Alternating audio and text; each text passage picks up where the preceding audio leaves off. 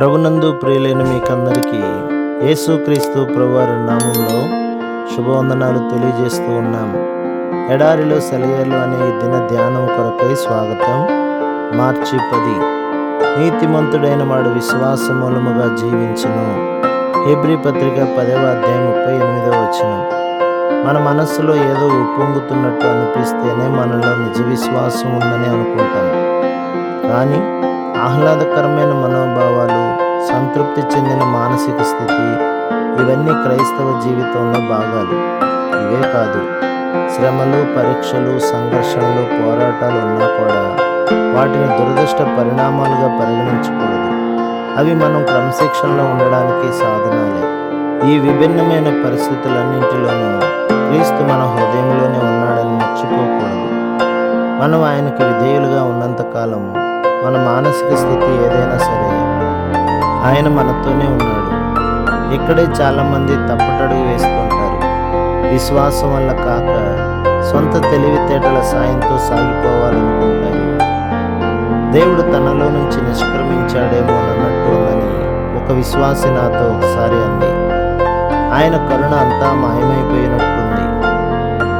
ఆమె కష్టకాలం ఆమెను 6 వారాల పాటు వేధించింది. అప్పుడు పరలోకపు ప్రేమామయుడు ఆమెతో అన్నాడు, నా కోసం బాహ్య ప్రపంచంలో నీ జ్ఞానంతో వెతికావు, కానీ ఇంతకాలము నీలోనే ఉండి నీ కోసమే కనిపెడుతున్నాను. నీ ఆత్మలోతుల్లో ఉన్నాను, నన్ను అక్కడ కలుసుకో.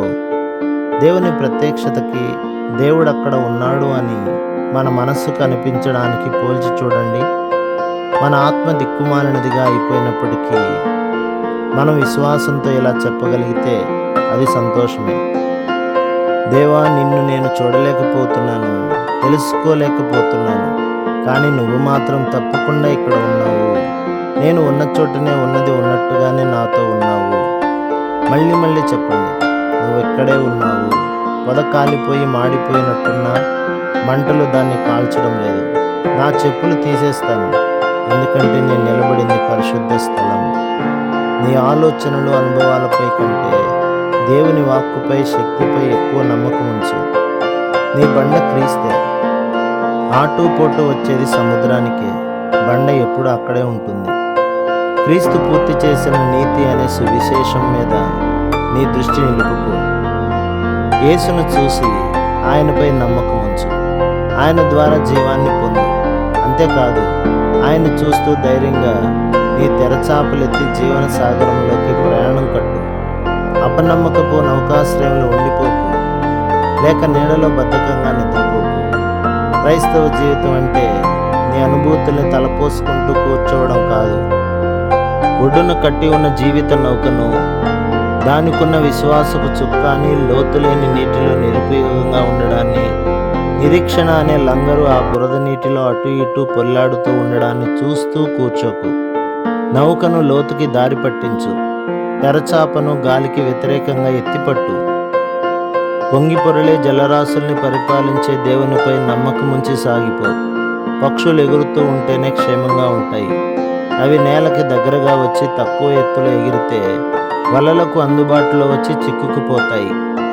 మనం మానవ అనుభూతుల్లోనే కొట్టుమిట్టాడుతూ ఉంటే 1000 రకాలైన నిస్పృహలు, అనుమానాలు, శోధనలు, అపనమ్మకాలు చుట్టుకుంటాయి. రెక్కలు గలది పక్షి చూస్తుండగా వలవేట వ్యర్థము. సామెతల గ్రంథం 1వ అధ్యాయం 17వ వచనం. దేవునిలో నిరీక్షణ ఉంచు. నిశ్చేతతో కూడిన విశ్వాసము నాకు కరువైనప్పుడు ఆధారపడే విశ్వాసం మూలంగా జీవిస్తాను. ప్రభు మిమ్మును, మీ కుటుంబమును, మీ సంఘమును దీవించి ఆశీర్వదించునుగాక. ఆమేన్.